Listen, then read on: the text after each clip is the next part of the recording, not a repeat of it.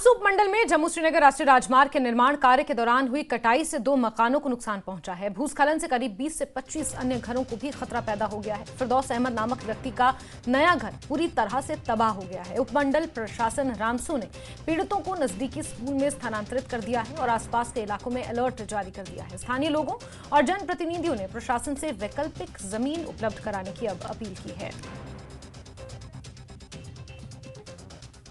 वो national highway वालों ने जो नीचे कटिंग की उसकी वजह से।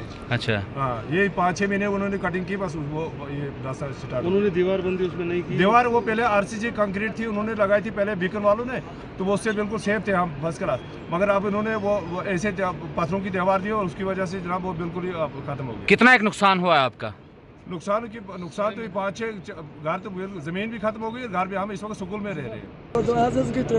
खबर वारा अल्लाह ताला दितमुत मगर न रोजुम जमीन न रोजुम मकान कहीं रोजुम न हजम बस दपान मुश्किल सान बनो ये मकान अस गज वही इंसाफ आसन सोन करी वही चार क्या कोत गसो वही अस क्या बन वही अस जमीन वही कुन जाय रोजन बाबत कुनी वही बस खत्म मकान तो गई तो जमीन तो गई खत्म अस कुन जाय ठिकाने कुन जाय रोजन वही क्या करो।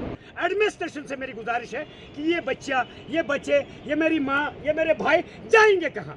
जो था इनके पास कमाई वो सारा मकान पर लगाकर ये 5-5 कनाल जमीन मिल गया था, जितना भी एरिया है सब जा रहा है। इसको फौरी असेसमेंट करके और डीसी साहब को भी चाहे सपाट विजिट करना। क्यों?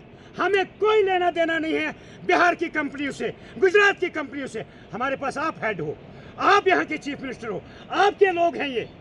मैं गुजारिश करूंगा आपको और आपकी वसादत से मैं एलजी साहब से भी और चीफ सेक्रेटरी से बिलखसूस इस माँ और इन भाई जो बेघर हो गए इनकी तरफ से हाथ जोड़कर कहता हूं कि इनको फौरी तौर पर मुआवजा दिया जाए, मुतबादल जगह इनको दी जाए ताकि ये बसर गुजर कर सकते हैं। मैं आपको बताना चाहूँगा कि हमारे जो पिछले 2-4 दिन से काफ़ी तेज़ ज़ोरदार बारिशों की वजह से रामसू के एरिया में काफ़ी मकानात को नुकसान हुआ। तो यहाँ पुलिस स्टेशन की अपोजिट एक स्लाइड आई और उसकी वजह से ज़मीन धंसने की वजह से 2 मकानात हमारे जो हैं फुली डैमेज हो चुके हैं और भी कुछ मकानात जो है जद में हैं। तो इसके लिए हमने जो मकान हमारे जद में हैं उनमें हमने 3-4 फैमिलीज़ को अपने एडजॉइनिंग अरेंजमेंट किया था और उनको हमने सेफ्टी एरिया में लाया।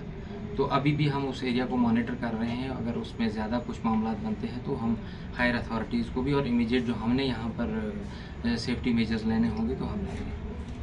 जिला रामबन में जहां चारों तरफ तबाही का आलम है, रामसू इलाके में भी कहीं घर जो है वो जद में आए हैं और एक घर जो है मुकम्मल तौर से डैमेज हुआ, दूसरा भी आधे से ज़्यादा गिर गया है और उसी तरीके से कम 20 से 30 घर ऐसे हैं जो खतरे की जद में आए हैं। लोगों का इल्ज़ाम यही है कि national highway authority of India की कटाई की वजह से यहाँ पर ये इलाका खिसक रहा है, ज़मीन धंस रही है, उसमें पेड़ पौधे आ रहे हैं, उसमें कब्रिस्तान है और रिहायशी घर है जो मुकम्मल तौर से ख़त्म हो गए हैं और इस वक्त उन लोगों को स्कूल्स में शिफ्ट किया गया है ताकि उनकी रिहेबिलिटेशन के लिए कोई प्लान मुरतब किया जाए। वहीं आवाम ने गुजारिश की है कि जल्द से जल्द इन लोगों की मदद की जाए, इन्हें ज़मीन अलॉट की जाए और उस पर घर बनाने के लिए इन्हें मुआवजा फराहम किया जाए। न्यूज़ 18 जम्मू कश्मीर लद्दाख हिमाचल के लिए रामसू से बिलाल बाली।